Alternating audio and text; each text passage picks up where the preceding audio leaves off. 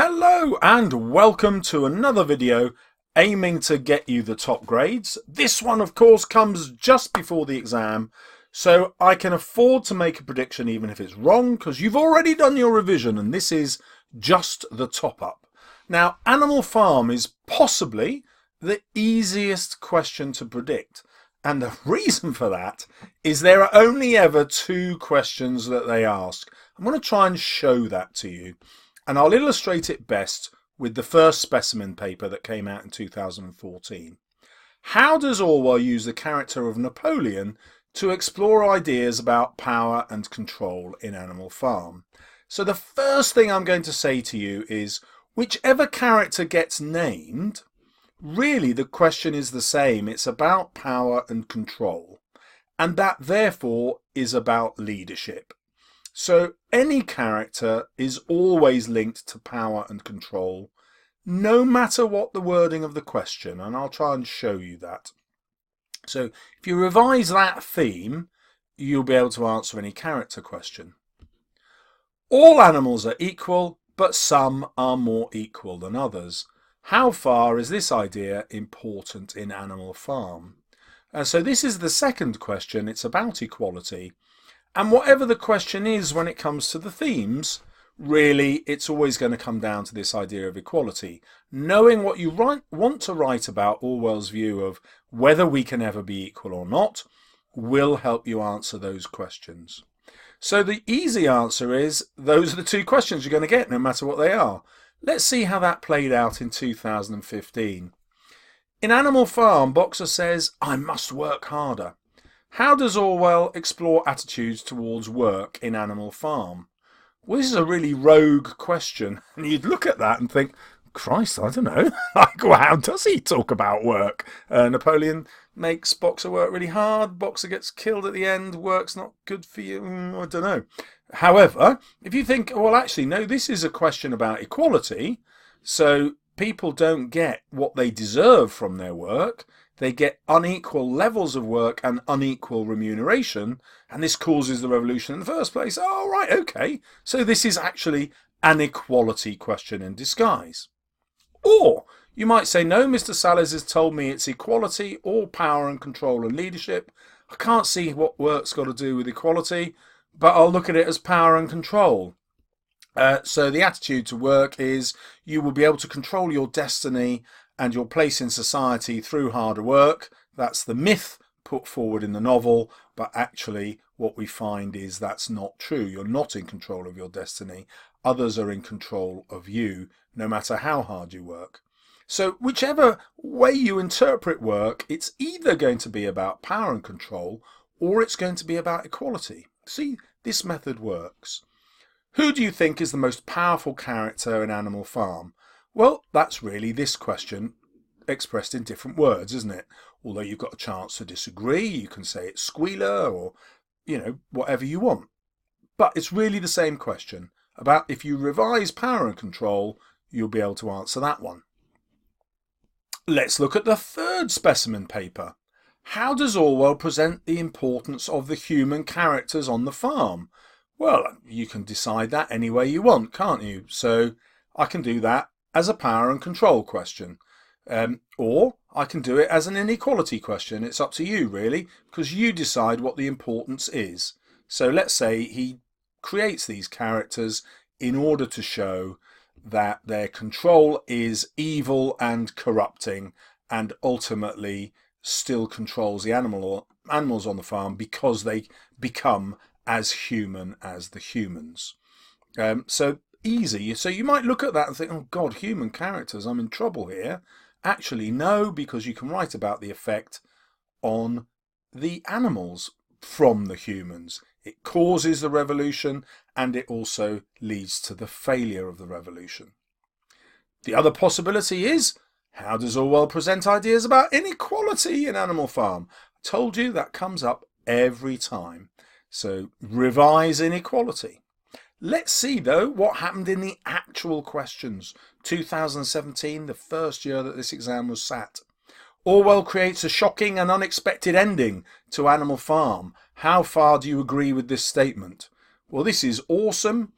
So either the ending is going to lead you to write about how inequality is perpetuated, or it's going to lead you to write about how corrupt power ultimately wins out and is perpetuated. So this is an inequality question or a power question in disguise. I personally love this question because the ending is always, always, always where the writer reveals their final ideas. So my top advice is revise the ending because it's relevant to every single question. Don't forget to learn some quotations from the end because it's the easiest way to show you've considered the whole text, and it's the easiest way to show that you've got a conceptualized, well-argued response. So do not forget the ending. Back to 2017. How does Orwell use the character of Snowball to explore the ideas about leadership in Animal Farm? Well, this is a power and control question. And yes, you're going to write about Snowball, but Snowball interacts with other characters, and therefore you can talk about how Snowball interacts with them in order to show what leadership is like. So again, do not panic. This is the same question with a slightly different form.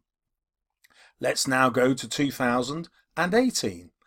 How does Orwell use the character of Squealer to explore ideas about truth and lies? There you go, power and control all over again, but this time with an emphasis on Squealer. Or, how does Orwell use events in Animal Farm to explore ideas about revolution? Revolution is power and control, or it's the result of inequality. So hopefully I've convinced you that whatever the question says, it's either about power and control or it's about inequality. So this is basically the question that you're going to revise for, I hope, the inequality one. Here's a very brief plan of things that pop into my head when I think about inequality. Equality is impossible, that's what the ending of the novel shows. Societies of all types prevent it, either communist or capitalist. Ultimately, self-interest takes control and people seek to become less equal. They seek their own advantage. Point number 2. Orwell is disappointed in the promise of communism. That's why he bases the novel around actual events in communist Russia, because it promised so much but then delivered an alternative that was arguably worse than the capitalist state it left behind. It's also a nihilistic novel. That means it suggests that there is no hope, that life is going to be hard and brutish no matter what political system we have, and that's a theme that he also illustrates later in the novel 1984. And this links to why it's written as a kind of child's fairy tale, because it's trying to teach universal truths. This makes it a moralistic text, a didactic text. Point number 4, the meritocracy means the intelligent will take power. So the idea of a meritocracy is that people earn their position not through financial wealth, not through inheritance, not through social status, but on merit. Well, that sounds awesome, but what it means is that the most intelligent actually are the ones who take power, as we see with the pigs. And although the meritocracy sounds like a fantastic idea, it ends up that you're just dominated by the more intelligent. They're more sophisticated at manipulating you, as Napoleon and Squealer show.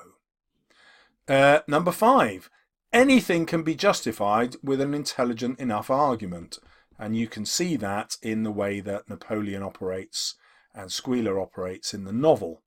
So this leads obviously to great inequalities. Those who have more intelligence get more advantage in life and more power, and they get it at the expense of other people. It's not just that those who are left behind get enough, it's that those who are more intelligent end up taking away from the rest, and this is why the animals get poorer and poorer. It's also a novel, I think, in some way about education. Clover's lack of reading ability is emphasised repeatedly, Clover learns just enough to get an inkling of what's going on, but you can see that if all the animals had been educated and literate, they would have been able to resist Napoleon and Squealer. Now this is important because what Orwell's suggesting here is that education makes you more intelligent, and that will make the meritocracy more real. In other words, if everybody in the society is equally literate and therefore they all have quite a high standard of intelligence, it makes everybody much more difficult to manipulate. And then finally, the novel is written to tell us that we need to understand history. That's why we've got all these parallels to the Russian Revolution. And if we want to avoid inequality in our own society, we have to learn the lessons of history. And this novel is that very lesson. Okay, here is my 7-point plan for the other question that you'll get, which will be a version of power and control and leadership. So Snowball is, if you like, the leader who never was. He's the ideal leader in the novel. He has the power of intelligence. He lacks violent political control because he doesn't believe in controlling people through violence. He works for the common good. And it's no coincidence that Orwell decides he's the first, I'm going to say person here, but he's the first character who is dispatched because he's interested in the common good. And Orwell's suggesting that leaders who are interested in the common good lack the necessary cruelty to hold on to power, and therefore, when power changes, it never leads to improvement. It will always lead to more of the same, because the people who attain power are those who seek self-interest. This is illustrated through Napoleon. He also has intelligence, but it is Machiavellian. So this word refers to the cunning of leaders. So the idea that you can manipulate people through cunning if you're a leader. Machiavellian, a great word to use. And malevolence means evil. You can clearly see that in his behaviour, and that gives him political control. However, he doesn't get power in order to work for the common good. It is for self-interest and, of course, for those who surround him, because if he keeps them happy, they want to keep him in power.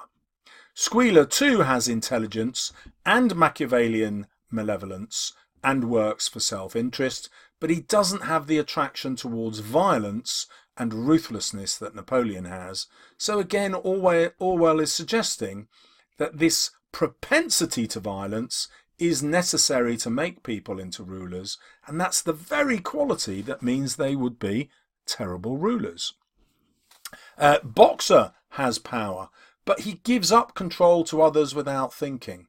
So Boxer is a tragic character in the novel, but he is partly to blame for his own downfall. He stops questioning what he knows is wrong, and he simply just says Napoleon's always right. He gives up control of his own common sense. Money has power in the novel. It leads to the corrupt dealing with humans, and that's the ultimate tragedy of the novel, that the pigs become in effect proto or pseudo-humans. Dreams have power in this novel, but ultimately the dreams of the future are an illusion. So old Major's great dream that started the revolution does come true, but it doesn't come to fruition. The illusion that they would have a better future is dashed. And similarly, religion is an illusion.